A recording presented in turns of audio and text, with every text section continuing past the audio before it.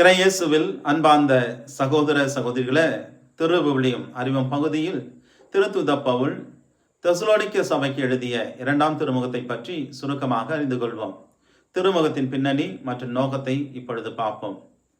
இதன் ஆசிரியர் திருத்தூத பவுல் பாரம்பரியமாக அறியப்பட்டாலும் தனது சீடர்களான சில்வானு திமோத்தியுவின் உதவி கொண்டு இந்த திருமுகத்தை எழுதினார் என்று அறியப்படுகின்றது. இதன் எழுதியதின் நோக்கம், தெசலோனிக்காவில் விசுவாசிகள் கடுமையான துன்பங்களை சந்தித்தனர். மேலும் ஆண்டவருடைய நாள் வந்துவிட்டது என்ற தவறான போதனையால் அவர்கள் குழப்பமடைந்தனர். ஆண்டவருடைய வருகை மற்றும் இறுதிகால நிகழ்வுகள் குறித்து எழுந்த தவறான புரிதலை திருத்துவதற்காக எழுதப்பட்டது. திருமுகத்தின் மையப்பொருள் பொறுமை, விசுவாசத்தில் நிலைத்திருத்தல் மற்றும் இயேசு கிறிஸ்துவின் வருகைக்கு முன் நடக்கும் நிகழ்வுகள் பற்றி இங்கே விவரிக்கப்படுகின்றது.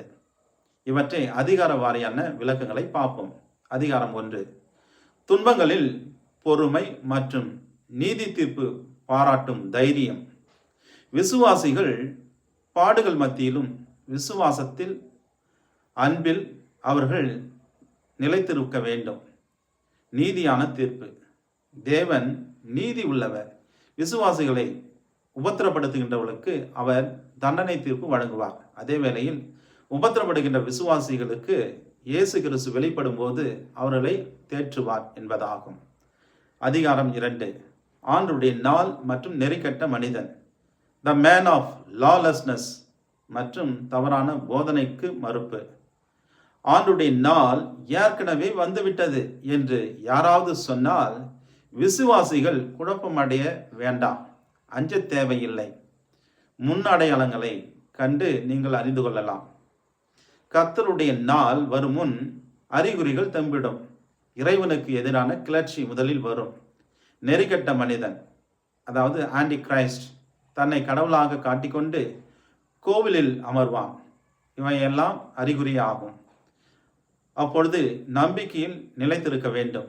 விசுவாசிகள் பவுல் போதித்த நற்பழக்கங்களை உறுதியாக விசுவசித்து அதில் நிலைத்திருக்க வேண்டும் என்று வலியுறுத்துகின்றார். இங்கே திருமுகத்தின் படிப்பினைகளை இப்பொழுது சுருக்கமாக அறிந்து கொள்வோம்.